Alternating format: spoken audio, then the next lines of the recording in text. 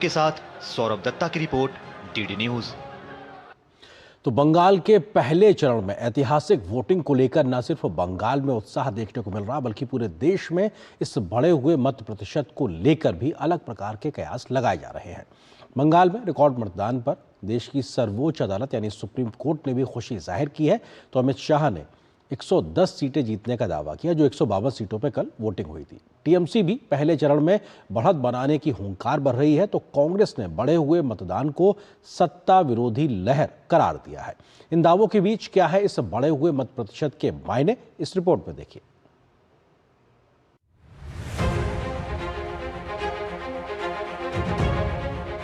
हर बुझता हुआ दीपक थोड़ा फड़फड़ाता है, वैसे ही टीएमसी का दिया बुझने से पहले थोड़ा फड़फड़ा रहा है।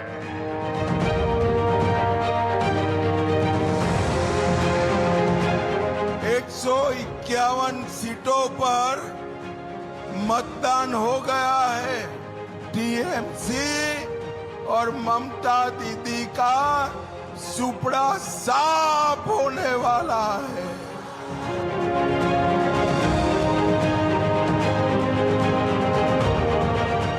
ठंडा ठंडा कूल कूल, फिर से एक बार तृणमूल।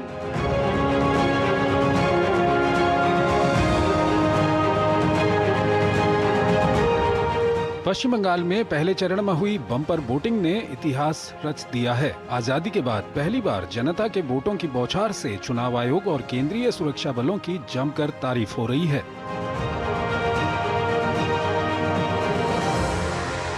पश्चिम बंगाल में पहले फेज में बम्पर मतदान होने पर सुप्रीम कोर्ट ने खुशी जाहिर की है। सर्वोच्च अदालत ने इसे लोकतंत्र के लिए सकारात्मक संकेत बताते हुए कहा कि बड़ी संख्या में लोगों का मतदान में हिस्सा लेना देश की लोकतांत्रिक परंपरा को मजबूत करता है। भारत का एक नागरिक होने के नाते मैं मतदान प्रतिशत देखकर बहुत खुश हूँ।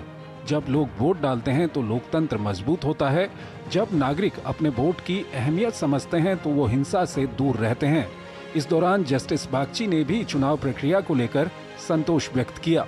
उन्होंने कहा कि पहले चरण के दौरान किसी बड़ी हिंसक घटना की खबर सामने नहीं आई, जो एक सकारात्मक संकेत है। सॉलिसिटर जनरल तुषार मेहता ने भी मतदान को ऐतिहासिक बताया। उन्होंने कहा कि 92% से अधिक मतदान लोकतंत्र के प्रति जनता के विश्वास को दर्शाता है। कुछ छिटपुट घटनाओं को छोड़ दिया जाए तो चुनाव पूरी तरह शांतिपूर्ण रहा और केंद्रीय सुरक्षा बलों ने इस दौरान शानदार काम किया है। प्रदेश के पहले चरण के चुनाव में जनता की कतारों ने संकेत दे दिया है कि इस बार खेला जनता कर रही है। बंगाल के रण में इस बार बम धमाकों की जगह वोटों की बौछार ने जहां चुनावी पंडितों को हैरान कर दिया है, वहीं बंगाल के रण में हुई वोट क्रांति से बीजेपी भी बेहद उत्साहित है। वरिष्ठ बीजेपी नेता और केंद्रीय गृह मंत्री ने बम्पर वोटिंग के लिए लोगों को बधाई देते हुए दावा किया कि बीजेपी राज्य में प्रचंड बहुमत से सरकार बनाएगी।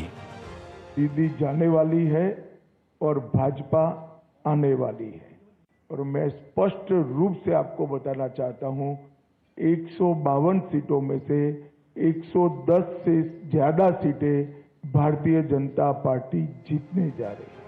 कभी बंगाल में राज करने वाली कांग्रेस पार्टी भी मानती है कि इस बार सत्ता विरोधी लहर है। साथ ही आशंका भी जता रही है कि चुनाव खत्म होते ही बंगाल में फिर खून खराबा दंगे शुरू हो जाएंगे। ये खुद मुख्यमंत्री कहती हैं। सत्ता विरोधी लहर तो है, जिसके चलते ये वोट दान में इजाफा हुई। चुनाव खत्म होते ही फिर दंगा फसाद खून बहाने की सिलसिला शुरू हो जाएगी। ये मैं नहीं, सब मुख्यमंत्री खुद ये कहते हैं।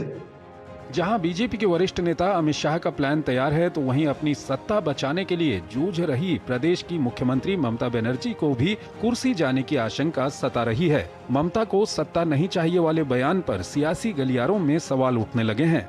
देखो, कोनो तुम्हारे याद रखो, तुम हमें हरा नहीं सकते। जान लो, हम अन्याय के खिलाफ लड़ते हैं, हम अपने अधिकारों के लिए लड़ते हैं और मैं बंगाल में पैदा हुई हूँ, इसी बंगाल में मरूंगी। मैं तुम्हारी दिल्ली पर कब्जा करूंगी। बंगाल पर कब्जा करने के बाद सभी दलों के साथ मिलकर मुझे कुर्सी नहीं चाहिए, बल्कि दिल्ली में भाजपा का खात्मा चाहिए। बंगाल में भी खात्मा होगा और भाजपा को दिल्ली से भी हटाना होगा। बीजेपी हटाते होवे। ममता के इस बयान से सवाल ये भी उठ रहा है कि क्या अपनी जमीन खिसकती देख ममता ने नया एग्जिट रूट तैयार करना शुरू कर दिया है, या फिर ये बयान बंगाल में बढ़ते दबाव को संभालने की रणनीति है। बहरहाल इस बार के वोटिंग आंकड़ों के उछाल ने प्रदेश की सियासत में हलचल मचा दी है। अब बदलाव होगा या दोहराव, फिलहाल इसका जवाब ईवीएम में बंद है। सौरभ दत्ता के साथ ब्यूरो रिपोर्ट, डीडी न्यूज।